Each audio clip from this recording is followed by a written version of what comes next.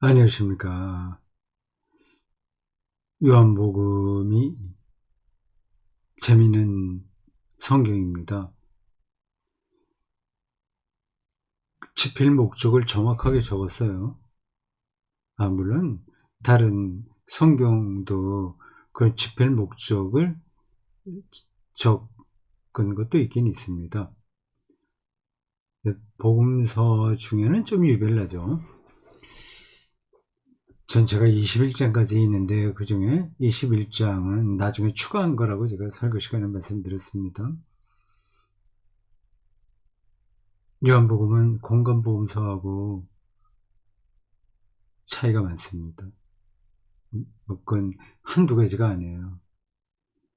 가장 큰 차이는 자료에 있습니다. 자료. 성경을 기록한 복음서에 한정해서 제가 말씀드리는 거예요. 복음서를 기록한 사람들은 자기 책상에 앉아서 기도하는 가운데 이렇게 떠오르는 생각을 적은 게 아닙니다. 계시받아서 그대로 받아 적은 게 아닙니다. 자료가 있었어요. 구전되는 것도 있었고 문서로 된 것도 있었습니다. 마가복음도 초기에 기록된 거죠. 마태복음하고 누가복음은 마가복음을 알았죠. 거기서도 자료를 얻고요. 더 거슬러 올라가면 예수 어록이라고 있습니다. 크벨레, 독일어로 크벨레. 어떤 자료가 있어요. 어록 자료요. 그런 것들을 바탕으로 해서 자기가 속한 교회 공동체의 형편에 따라서 각각 기록한 게 공간복음서입니다. 그건 비슷한 자료를 갖고 썼어요. 마태, 마가, 누가 공간복음이라고 합니다. 요한복음은 그렇지 않습니다. 달라요. 공간복음서는 공통되는 그 대목들이 많습니다. 그걸 병행구라고 얘기하죠. 요한복음은 요한복음만의 독자 전승이 많아요. 그건 그렇고 요한복음 재밌습니다. 자기 집필 목적도 딱 썼어요. 어디에요? 요한복음 20장 30절과 31절입니다. 예수 그리스도를 믿고 그의 이름으로 생명을 얻게 하려 함이라고 했습니다. 아주 큰 주제를 거기서 담고 있어요. 생명. 독일어로도 똑같이 씁니다. 리벤. 똑같은 건 아닌데 비슷하죠. 라이프, 리벤. 우리말로 번역할 때 삶이라고도 하고요. 생명이라고도 해요. 이건 한자하고요. 우리말인데 느낌은 좀 다르죠. 삶과 생명. 이 생명을 얻는다는 거예요. 도대체 뭐냐는 거죠. 이게 기독교만이 아니라 모든 종교의 핵심 주제 아닐까요? 생명을 얻는다. 생명을 얻기 위해서 모든 일들을 하지 않습니까? 그것은 꼭 구원하고 같은 이야기예요. 예수 믿고 구원 받는다. 예수 믿고 생명을 얻는다. 우리가 은혜를 받았다. 우리가 부활한다. 이게 다 생명하고 연관되는 겁니다. 생명을 얻는다는 말은 그 전에 어떤 걸 전제하는 거죠. 지금 생명을 얻지 못했다는 거 아니에요. 그 죄와 죽음 가운데 있다는 겁니다. 죄와 죽음 가운데 있는 사람들이 예수님을 믿고 생명을 얻게 하려고 내가 이 요한복음을 기록했다고 하는 겁니다. 우리가 이러한 주제를 생각할 때 교회 밖에 있는 사람들은 생명을 어떻게 생각하는지를 먼저 생각해야 됩니다. 기독교 신학과 그리고 설교는 기본적으로 변증학이라고 할 수 있습니다. 아폴로제틱스예요. 변증하는 거예요. 이게 진리라는 사실을 알아듣게 설명하는 작업입니다. 뭐 그런 거 없이 그냥 일방적으로 독백하듯이 아니면 그냥 구호를 외치듯이 해버리면 그건 변증은 아닌 거예요. 그건 약장사가 되는 거죠. 뭐 약장사도 근본에서는 변증을 해야 돼요. 이 약이 왜 우리 건강을 위해서 필요한지를 조목조목 알기 좋게 설명을 해야 되는 겁니다. 근데 이런 변증을 하려면 보편성을 유지해야 돼요. 보편적이어야 돼요. 이게 왜 다른 사람에게도 알아들을 만한 이야기인지를 설명해야 되는 거죠. 기독교가 밀의 종교가 아니거든요. 비밀스럽게 자기들만 어떤 특정한 감정과 심리와 어떤 깨달음 속에 있다, 그렇게 생각하면 안 되는 겁니다. 일반 사람들도 다 알아듣게 알아듣는 말로 설명할 수 있어야 돼요. 그러면 여기서 이 생명을 세상 사람들 어떻게 생각하느냐에 대해서 검토해야 되지 않습니까? 제가 설교 시간에 어느 정도 했어요. 기독교가 생명을 얻는다고 얘기하는데 오히려 반생명적인 경향을 보일 때가 많았다는 것도 얘기했습니다. 그거는 우리가 비판받을 만한 요소들입니다. 지금도 뭐 마찬가지인 거죠. 반생명적 경향 보이는 것에 대해서 학자들이 정말 날카롭게 어떤 때는 과도하게 비판했습니다. 근데 그런 반생명적 경향이 그리스도교에 있었던 거죠. 아유, 그 영유 이원론 같이 이제 생각하는 겁니다. 아, 이거 육체는 완전히 이거는 부정한 거야. 그래서 가능한 대로 그거는 억누르고 살아야 돼. 이런 겁니다. 가장 간단하게 얘기하면 그런 겁니다.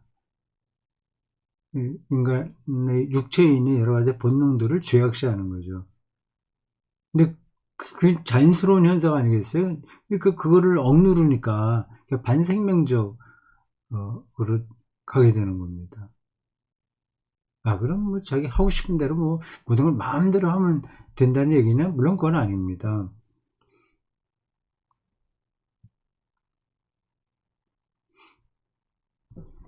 자, 지금도 우리 그리스도교 안에 반생명적 경향이 있어요. 생명이라는 게 아직 결정되지 않은 거라서 꾸준하게 이 주제를 생각해야 됩니다. 그래서 어떤 게 반생명적이냐, 어떤 것이 생명적인 거냐를 말하기가 쉽지 않은 거예요. 생명이 뭐냐에 대한 그런 질문은 하나님은 누구냐는 질문하고 같습니다. 우리가 아직 생명을 다 모르는 거예요. 생명은 종말에 완성이 될 겁니다. 하나님을 우리가 다 아는 게 아니에요. 하나님은 종말의 가서에 다 드러나시는 분입니다. 이런 설명들이 좀 관념적일 거예요. 그래도 우리가 그런 방식으로 하나님과 생명과 구원을 생각해야 됩니다. 관념적인 거는 이건 지금 실증적인 세계에서는 시도 먹히지 않는다 이렇게 생각할 수도 있어요. 근데 저는 이 세상이 그렇게 실증적이라고 생각하지 않습니다. 관념이에요. 사랑도 근데 관념이라서 공중에 떠돈다는 얘기가 아니라 우리가 그것을 원인 결과 수학 개념으로 완벽하게 설명할 수 없다는 겁니다. 그러니까 관념적이라고 하는 거예요. 사랑도 관념인 거예요. 어떤 게 사랑인지 우리가 다 아직 다 모릅니다. 부모가 자식을 사랑한다고 할 때 어떤 큰 잘못이 있으면 따끔하게 책망하는 게 사랑이에요? 아니면 다 이해하고 넘어가는 게 사랑이에요? 아니면 체벌을 하는 게 사랑이에요? 체벌은 절대 안 된다. 그렇게 하는 게 사랑일까요? 그건 시대에 따라서 좀 달랐습니다.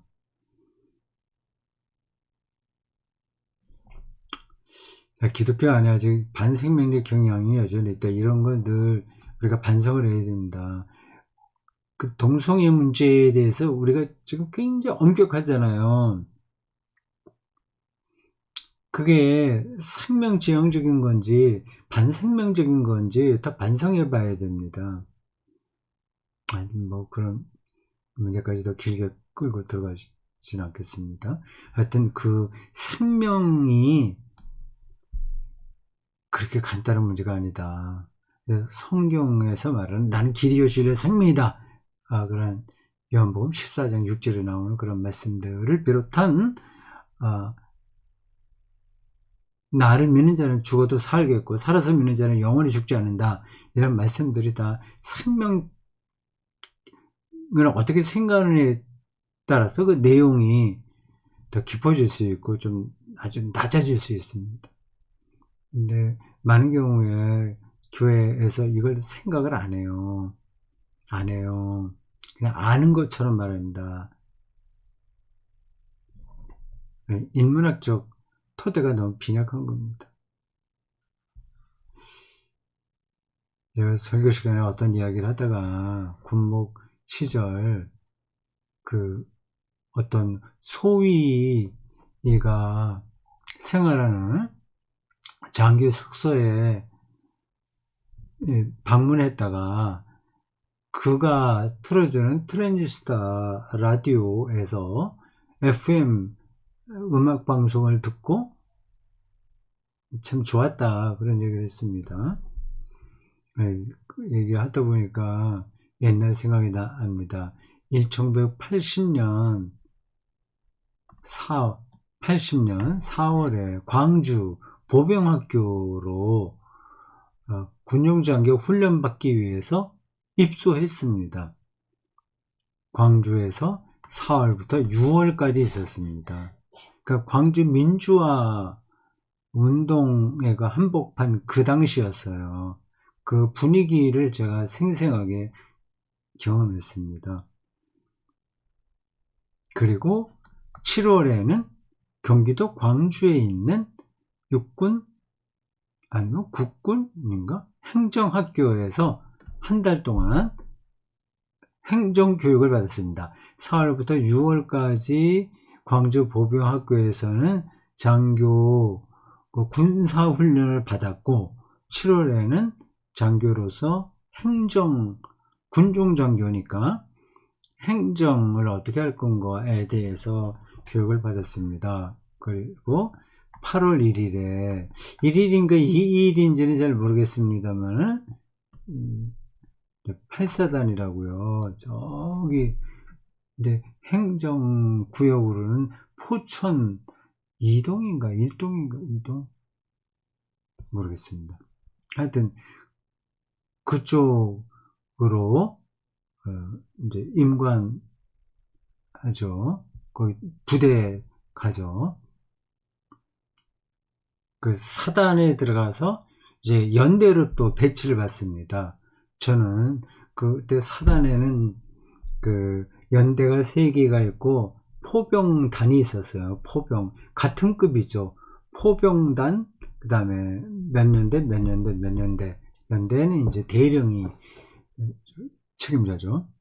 저는 포병단이라고 그랬습니다. 그때는. 지금은 이름이 좀 달라졌어요. 포병단은 더 서북쪽에 전방에 있었습니다. 따로 떨어져 있었어요. 거기가 이제 철원, 한탄강이 흐르는 철원이거든요. 그때. 네. 총각 시절. 예. 그때가 쏜살같이 지나갔습니다. 지금 45년 전이네요. 80년 7월부터 거기 있었으니까. 재밌게 지냈습니다. 병사들 사실 훈련하는데 찾아가서 껌 주고 사탕 주고 무슨 짤막하게 어떤 교행 강좌 같은 거 하고, 물론 주일날은 이제 예배를 드리죠. 포병 단 본부교회에서 드리고, 어떨 때는 대대급에 가서 방문해서 예배 인도하기도 합니다. 오토바이 타고 다니죠. 그 당시 군목들은 다 오토바이 타고 다녔습니다. 지금은 어떤지 모르겠어요. 돈으로 얻는 영생이라는 말을 설교 시간에 했습니다. 프란치스코 교황 죽은 이야기를 하면서 앞으로 의학이 더 발전하게 되면 사람이 죽지 않을 수 있는 거 아닌가? 이런 생각이 들어요. 그렇게 말하는 사람들도 있죠. 사람이 꼭 죽어야만 되는 건 아니에요. 물론 성경은 이제 죽어야 된다고 하지만, 근데 이론적으로 본다면 안 죽을 수도 있는 거잖아요. 계속 가슴이 뛰고 심장이 뛰고 뇌가 작동하고 세포가 점점 젊어지고 뭐 그렇게는 죽지 않은 거죠. 되게 사람이 죽을 때는 이 폐에 문제가 온다고 합니다. 호흡기에. 이렇게 언젠가 모르지만 먼 미래에 의학이 고도로 발달하면 돈으로 심장도 갈아 넣을 수 있고 뭐 여러 가지 다 할 수 있지 않겠습니까? 그러니까 아주 부자들은 더 오래 살 수 있는 거죠. 근데 갑자기 AI 생각이 나네요. AI 말이에요. 인공지능 말입니다. 지금 뭐 GPT 뭐 버전이 몇 개 쭉 나왔다면서요. 그리고 유료 챗 GPT 비싼 월 뭐 몇만 원씩 아니면 뭐 몇십만 원씩 내는 그 그걸 사면 모르는 게 없는 것 같습니다. 모든 대답을 다 얻는 것 같아요. 근데 인공지능한테 인간이 영원히 살 수 있는 방법을 알려줘 하면 알려줄까요? 그렇게 똑똑하다고 하는데. 우리나라 다음 대통령은 누가 될 것 같아? 이렇게 물어보면 대답을 줄까요? 대답 못하겠죠.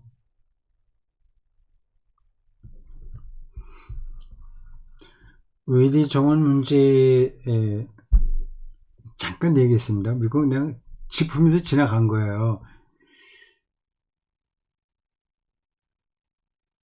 사람들이 계속 싸워서 이기는 방식으로 생명 충만감을 느끼는데 길들여져서 요한복음이라는 생명이 너무 거리감 있게 들린다고 말씀드린 거예요. 그러다가 저희 얘기도 계속 싸우는 거예요. 그래서 이겨야 돼요. 옳고 그름보다는 내가 이겨야 되는 거예요. 대한민국 모든 국민들의 그 건강과 관련돼 있는 이 의대 정원 증원에 대해서 지난 몇 년 동안 옥신각신 밀당이 많이 있었고 아무런 해결책이 없어요. 이제 윤 대통령이 이제 끝났잖아요. 참 엉뚱하게 계엄 선포해서 참 그 불가사의입니다. 지금 같은 시대에 그리고 대한민국 같은 이런 나라에서 계엄을 선포하다니 그건 정말 불가사의예요. 이해할 수 없는 거예요. 근데 2,000명 증원 더 한다고 했다가 지금 다시 제재로 돌아가고 하나 거의 이제 뭐 어떤 논의, 대화 이게 없었잖아요. 안 되잖아요. 이게 우리 나라의 현주소입니다. 다 그런 식으로 세상을 판단합니다. 지금 제가 누가 옳고 그름을 얘기하려고 하는 게 아니에요. 그냥 땡깡 부리듯이, 아니면 무조건 밀고 나가는 식으로 그렇게 힘겨루기라는 거죠. 말하자면 힘겨루기. 그걸 뭐라고 그러죠? 치킨 게임이라고 하나? 그렇죠. 안타까운 일입니다. 이렇게 중요한 문제를 별로 심사숙고했는지 안 했는지 모르겠지만 불쑥 대통령이 꺼내갖고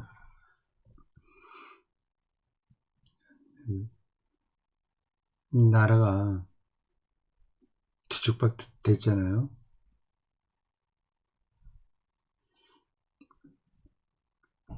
세상에서는 성공하는 거를 생명 얻는 거로 생각합니다.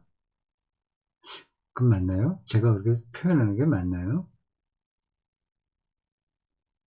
100% 맞는 건 아니지만 일반적으로 그렇게 생각하는 겁니다.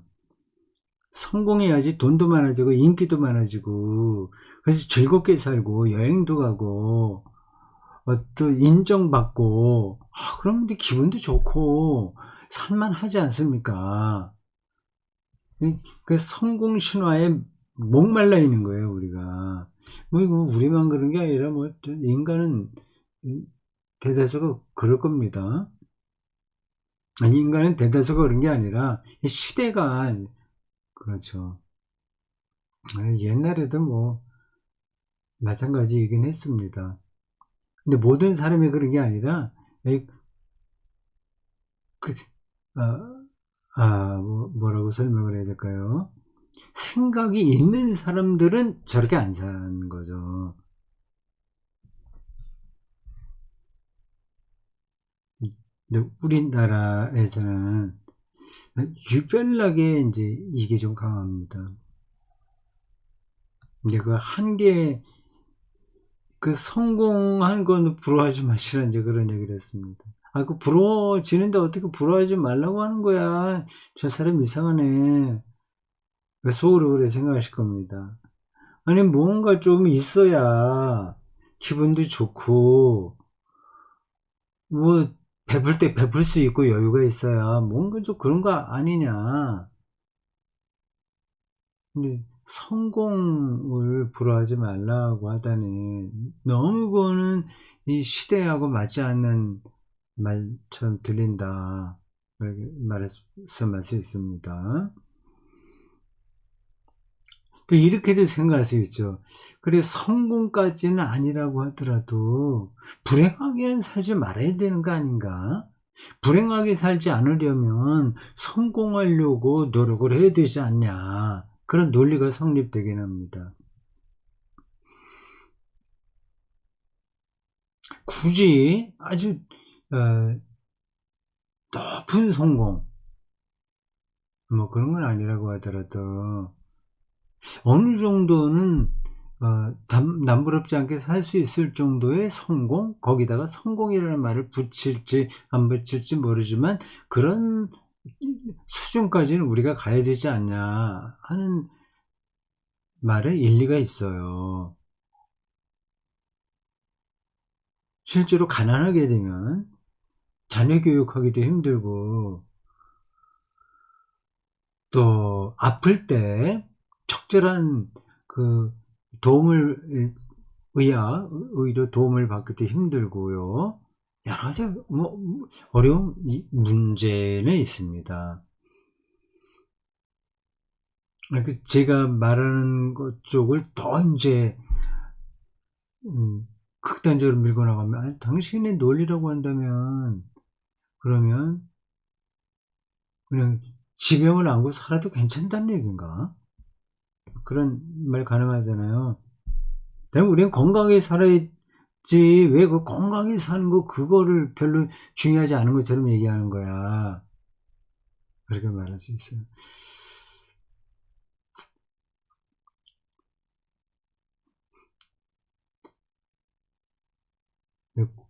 그런 부분에서 더 설명하기는 좀 쉽지가 않습니다. 근데 요것만은 분명하게 두 가지로만 간단하게 얘기할게요.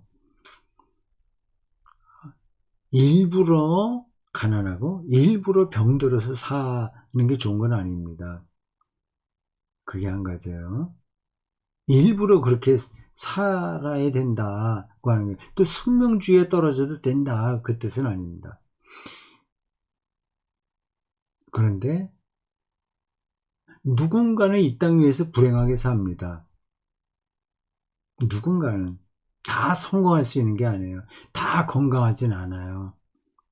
근데 나나 내 가족이 그런 불행한 일을 당할 수도 있습니다. 누구나 다 늙어 죽을 때까지 건강하게 사는 게 아닙니다. 치매도 걸릴 수 있어요. 요양병원에 갈 수도 있습니다. 근데 그런 운명에 떨어져도 하나님이 우리를 붙들고 계시다는 사실만은 그리스도인이라면 놓치지 말아야 돼요. 그게 이제 두 번째입니다. 그 두 가지를 잘 연결시켜서 생각해 보시죠. 요 5번 요 단계에서 말하려고 하는 핵심이 이겁니다. 성공신화에 들떠 있으면 바보다. 그러니까 성공한 사람들의 삶이 순간적으로 멋있어 보이지만 별거 없다. 그래, 우쭐할 뿐이지, 그래서 그 한때 기분이 좋을 뿐이지, 똑같이 고민한다. 똑같이 외롭다. 똑같이 죄에 눌려있다. 똑같이 허무하다. 가장 중요한 부분에서는 똑같은 거예요. 성공했든지 성공하지 않았든지. 5,000명 교인들이 모이는 교회에 담임 목사로 살든 50명 모이는 교회에 담임 목사로 살든 근본에서는 다른 게 하나도 없어요. 연봉을 더 많이 받고 또 뭐 은퇴한 다음에 뭐 이렇게 보장되는 거 그런 것도 큰 교회에 있으면 잘 되겠죠. 그런 차이이지 하나님과의 관계는 그런 것으로 전혀 그런 것에 영향받지 않습니다.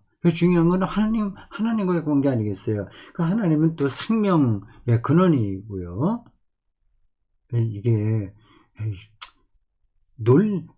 이론적으로만 그러지 실제로는 안 그래요. 실제로는 뭔가 멋진 성공이 있어야 인생은 괜찮은 거야. 이렇게 생각할 사람들이 있을 겁니다. 화상을 봐야 돼요. 화상.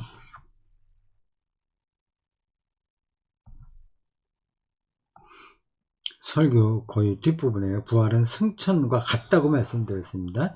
이거를 다르다고 생각하는 사람이 있어요. 같은 이야기입니다.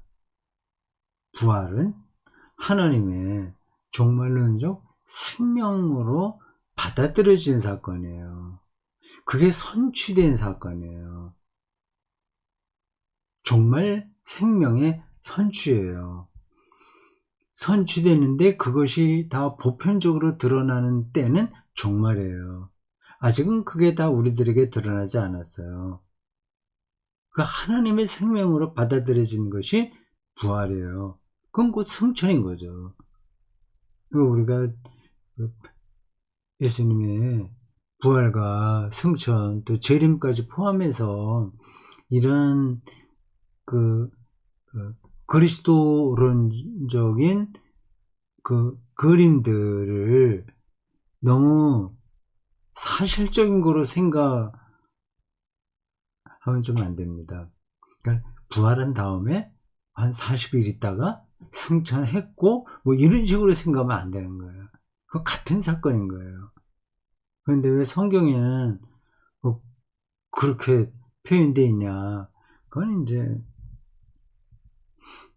예수님에게 일어난 그 절대적인 생명의 사건을 구약 성경과 연관시켜서 해석을 하다가 보니 그런 표현들이 들어간 겁니다. 3일 만에 부활해야 되잖아요. 그것도 구약 성경에 나와 있는 또 구절인 겁니다.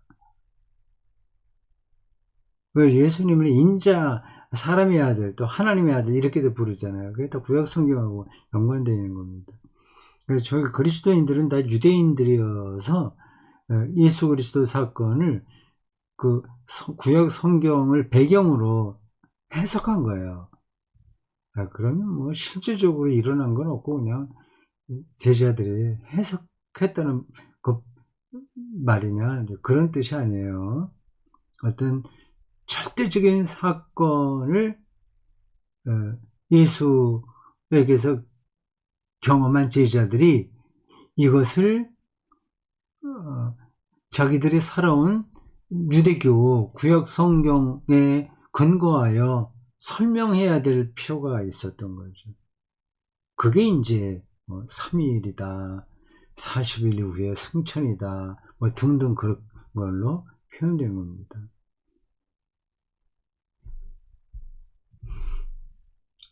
설교 그 마지막 패러그래프에서 결론인 거죠. 세상 사람들이 축혀 세운다고 하도 생명을 얻는 거 아니다. 그게 보장되는 게 아니다. 세상 사람들이 깎아내린다고 해서 하나님의 생명이 훼손되는 게 아니다. 우리는 아직 하나님의 생명을 사람은 절대 알 수 없다. 그분이 주시지 않는 한 우리는 알 수 없다. 그런 얘기를 하면서 코끼리와 새군 한 마리 있습니다. 이건 그 소피의 세계라는 그 철학 소설 장르로 쓴 철학책이죠. 거기에 나온 우화예요. 어떤 새긴 한 마리가 큰 동물의 피부에 붙어 있다가 따뜻한 피부에 붙어 있어야 되잖아요. 세균이요. 그러다 어떤 한 마리가 털을 타고 이렇게 기어 올라와서 털 끝에 섰다. 백척간두죠. 말하자면. 그래서 쭉 바라보니까 털들의 능선만 있는 거예요.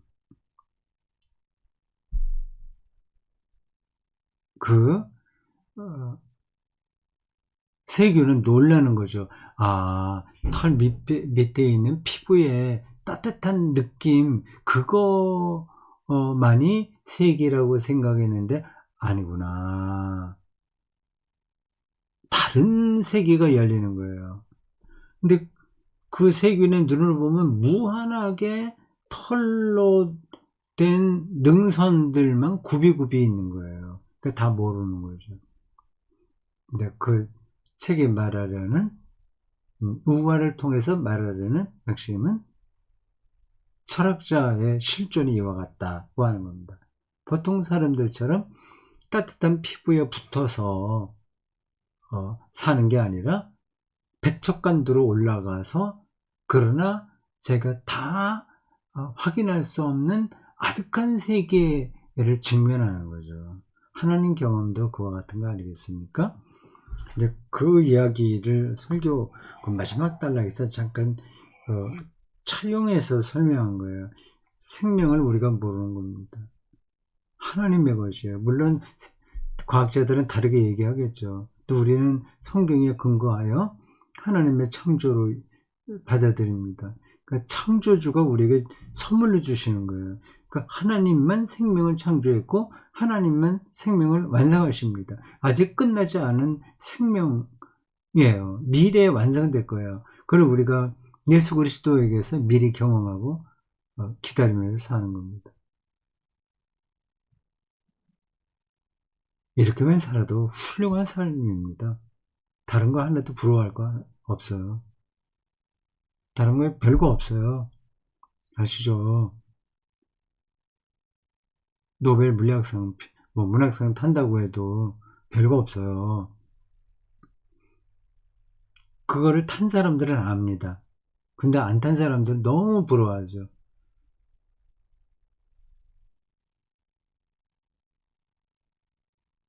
네.